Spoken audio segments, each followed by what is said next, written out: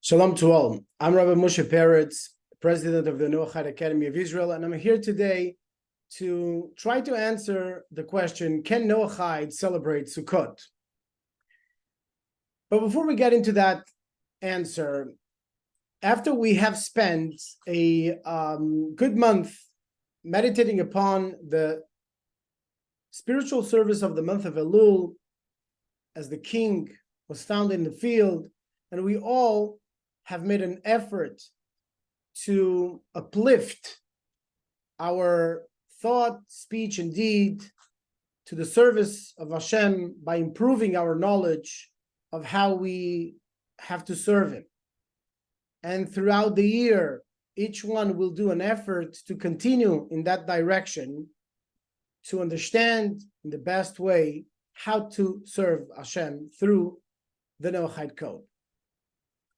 Further, we have meditated on the subject of Rosh Hashanah, and I hope that everybody had the opportunity to celebrate with his family and friends Rosh Hashanah. He have enjoyed the prayer that was compiled by the Noahide Academy for everyone, and enjoy the festival meals that you may have had with your families, and you had accepted the kingship of Hashem upon yourselves, and to get good resolutions. I hope also that you did a lot of reading of Psalms, and that you have felt the proximity of the King.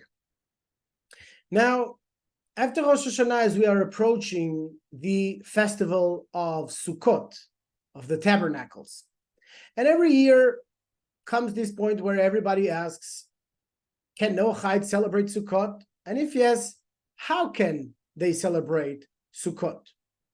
So I decided this year that we are going to go in a systematic way and throughout different points to go in depth into understanding what is the meaning of Noahides celebrating Sukkot. What is the meaning for the times that we are living in? We are going to look in the prophecies of Zechariah, Isaiah, Habakkuk, and others relating to the end of days. As I mentioned in a previous video, it's called the end of days. We will see that it is time to start fulfilling these prophecies that everybody is aware of as we are in the end of days. Now, of course, everyone will understand that there is a technical aspect to it and that there's a spiritual aspect to it. So let us try to look first and foremost into the prophecy of Zechariah, chapter 14, verse 16, and see what it says. What does the prophet say about Bnei Noach celebrating Sukkot with the Jewish people? והיה כל הנותר מכל הגויים הבאים עד על ירושלים ועלו מדי שנה בשנה ולהשתחוות למלך אדוני צבאות ולחוג את חג הסוכות. In English, this would be translated as the following: and it will come to pass that everyone left of the nations who came up against Jerusalem will go up from year to year to prostrate himself to the King, the Lord of hosts, Hashem Tzvaot, and to celebrate the festival of tabernacles. In this verse, we see that Noahides will come to celebrate Sukkot. Now, how is this to be applied and understood by each one nowadays? There is a discussion in the Talmud, in the tractate Avodah Zarah, page 3, side A, which mentions that Noahides, even though they have not received the commandment of building a sukkah during 7 days during the festival of Sukkot, as we will see, was a commandment given to the Jewish people, as we will see in the book of Vayikra, the book of Leviticus, in Parshas Amo, in chapters chapter 23, verse 42 and 43, that Hashem commanded us to sit in a sukkah for 7 days, all the citizens of Israel. And we will expound on this in a further video. What does that mean, all the citizens of Israel? I want this to be clear for everyone and what it means nowadays. But we will discuss this in a further video, Bezrat Hashem. So the Talmud says that Bnei Noach will be able to actually celebrate Sukkot, as this is one of the commandments that is the most revealing of, as we will see, of the unity that Hashem wants to see amongst humanity, as we are all sitting in one sukkah, the great ones and the simple ones, those that know how to study Torah, those that know how to observe the commandments, those that do both and those that do not do either. We will all get together in one sukkah, and we will expound on this Bezat Hashem further. Now, further, the innermost intention of the prophecy of Zechariah in this verse is referring to the fact that in the future, and that means now, as this prophecy was said more than 2,000 years ago, the nations, the Bnei Noach, those that are spiritually acknowledged as being part of the nations of Hashem, together with the Jewish people, they will come to Jerusalem to rejoice and to sit in a sukkah and celebrate together with us. Now, this goes a little bit further in the next verse in Zechariah, where it says in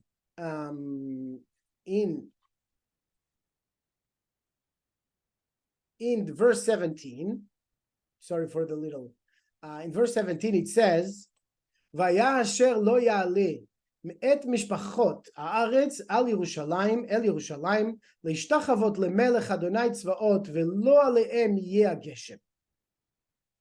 As translated in English, we find, and it shall be that whomever of all the families of the earth does not go up to Jerusalem to prostrate himself to the King, the Lord of hosts, upon them there shall be no rain. So what is Zechariah saying in verse 17? He say that for all of those that we will not celebrate the festival of Sukot, they will not have the material abundance for the rest of the year. Now, let us understand how this truly is to be applied in our days. This verse is referring literally and technically to when the temple is standing in Jerusalem, that the nations need to come and de facto come to Jerusalem physically, technically, and celebrate Sukkot together with us. In our days, as the temple is not yet on Temple Mount, nevertheless, it is already the end of days, reaching the end of days spiritually, where technically it will be expressed like it is in a previous verse in Zechariah, as we will discuss further in a subsequent video, that there will be no day and night, and the night will shine like the day, as the moon will shine like the light of the sun, and the sun will shine 7 times stronger. We will see this in a further video. We will comment upon this. But this is referring essentially to the fact that the end of days, the end of the cycle as we know it, will end, and that's when technically the world will enter de facto into the Yom Shekulo Shabbat, a day that will be 1,000 years of Shabbat. There will be no longer night. and everything that that implies. But if we come back to today, what does it mean that those families that will not go up to Jerusalem to celebrate the Festival of Tabernacles will not receive no material blessings? If you notice in the words in Hebrew, it says,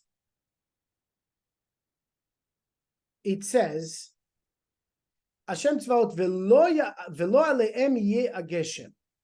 Sorry, asher lo ya'aleh me'et mishpachot, that will not go up of the families of the earth, will not receive the physical blessings. So what is Zechariah truly trying to tell us? In a overall understanding of this, the festival of Sukkot is referring to the ultimate state of unity of humanity. The teaching of Sukkot, the teaching of the tabernacles, we will enter into details in a further video, is referring to the fact that all of the Noahides have to elevate themselves to Yerushalayim, have to go up to Jerusalem, have to elevate their spiritual stand, and going from an egoistic attitude towards life and their activity in this world, and to thinking about only themselves, but to uplift themselves, to join the Jewish people in thinking about the greater good of humanity, to think about their families, their friends, and their immediate reality. We have to elevate ourselves to Irat Shalem, Yerushalayim referring to Irat Shalem, a complete awe. That only unity and peace is the true vessel for all blessings. So Hashem, of course, will only verse his blessings upon those that know how to live in unity and peace. Peace in Hebrew, shalom, comes from the word shalem, which means complete. And this is, of course, when all of the spiritual work is complete in each and every single person. There is, like I mentioned before, the technical aspect of the end of days. We will take place. We will discuss about timing in a few videos, B'ezrat Hashem. And there is now the last moments for each person individually to complete his spiritual refinement, to elevate himself to Jerusalem in order to receive the physical blessings together with the Jewish people. I hope that this sheds some clarity on the pertinence of the festival of Sukkot for Noahides. Again, technically speaking, Sukkot is a Jewish commandment, and Noahides are not commanded to sit in a sukkah for 7 days. Nevertheless, if you wish to do a sukkah throughout the festival of Sukkot, you are it is permitted for you to do so, as long as you know that this is not a commandment, but you are permitted to do so in order to meditate upon the deeper meaning of this festival and to try to achieve a greater level of unity with your loved ones, with your friends, and of course with your Creator. We will, B'ezrat Hashem, discuss further prophecies in Zechariah and in the Parshas Emor in the coming videos. We are 2 weeks away from Sukkot, so I wish you all a Gemach Chatima Tova. May you be solidly inscribed in the book of life, B'ezrat Hashem, and be able to celebrate Sukkot together with us in Jerusalem, B'ezrat Hashem, Bekarov Mamash.